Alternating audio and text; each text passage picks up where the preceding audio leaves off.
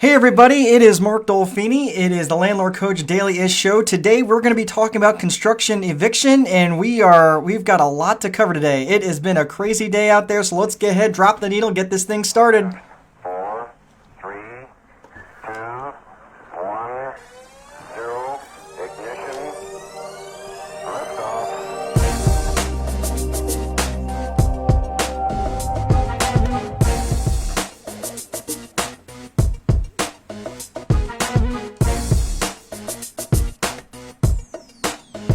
Hey everybody, it is Mark Dolfini, Landlord Coach Daily-ish show. I hope you're having a great day. It is an awesome, beautiful day outside there, September day. I guess we are getting some fall weather coming, but that's okay because we have had some amazing weather here in the Midwest. And if you don't know that, it is very, very rare that it goes from summer to like where it's ungodly, deathly hot here in Indiana to blazingly miserable to 10 degrees. So it usually goes from 90 to 10 in a weekend. So we've had a string of really nice days here in the last week or so, and it has just been absolutely amazing. But so today I'm going to talk about a couple things, and I've got a really cool segment. Again, the most ridiculous thing on the internet that I found today. So stay tuned for that. But what I want to talk about is constructive evictions. And if you're not familiar with what constructive evictions are, it's really easy to get caught up in something like that, especially right now when you've got a bunch of people who are trying to evict people because they're not paying rent or they're just being a pill. And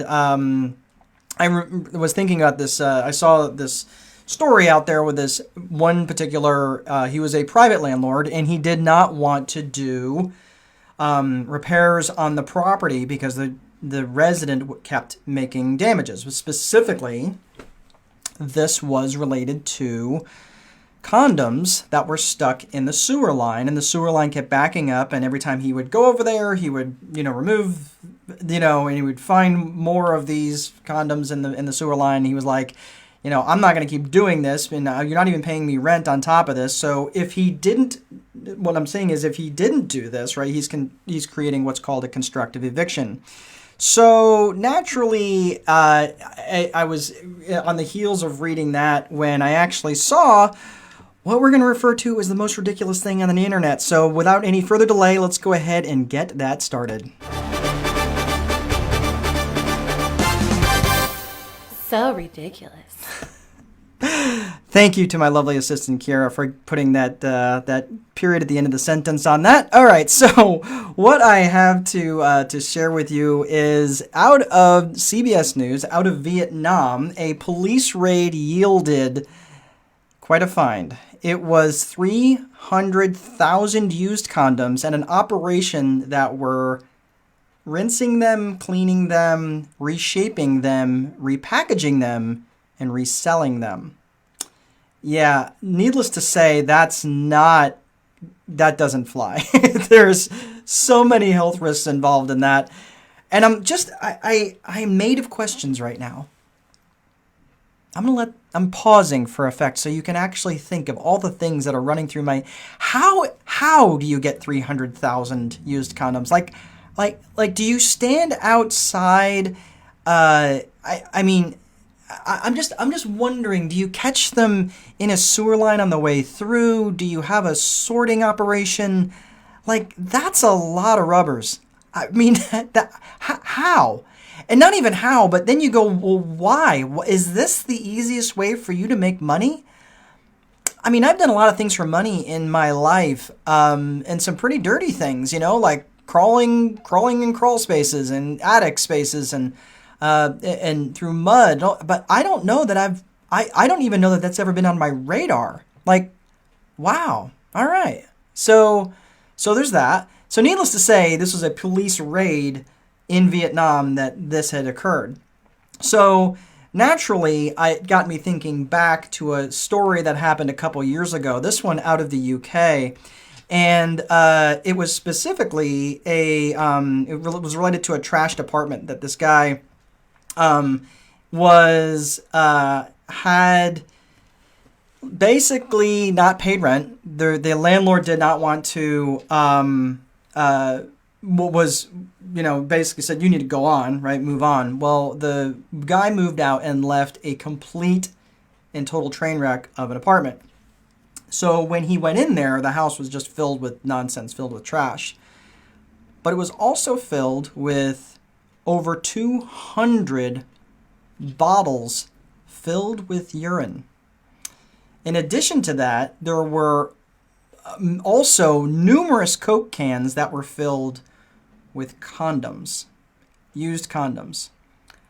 Again, I made of questions. So the fact that you have no sense of hygiene to the point where you're pissing in your own bottles, were you using the condoms by yourself? Because I'm kind of thinking that would be the case.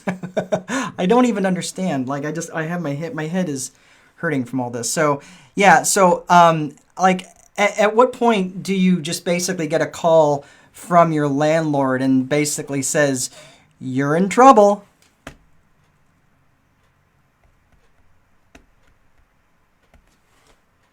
Yeah, that was my shocked face. So anyway, all right, so enough cheesy jokes. But anyway, so yeah, I don't even understand that. So let's get back to constructive eviction for a little bit. So would you be in violation and creating a constructive eviction situation if you didn't do maintenance on a property, even if your resident is doing, living that way? Well, yes, you can still be, you have to be careful, and the laws in your area are going to be different, so you have to be careful. And I'm not giving legal advice, I'm just saying make sure you talk to an attorney, because if your resident is doing actual damages to the property that are causing damages to the property, then you can actually have them removed. Even now, you've got the CDC guidelines that are actually still allowing for emergency evictions, because if the resident is creating damage to the property, you can actually do that. But in the situation, if you just don't do repairs because you don't feel like you should, even though you're not being paid, you could create a constructive eviction, which basically means they don't have to pay, at least in the state of Indiana. Still, the resident should be paying to like an escrow account or an attorney or somebody that would hold the money until the repairs are made. Again, every state is a little bit different, but a constructive eviction, I promise you, will never, ever, ever work in your favor, no matter what state you're in.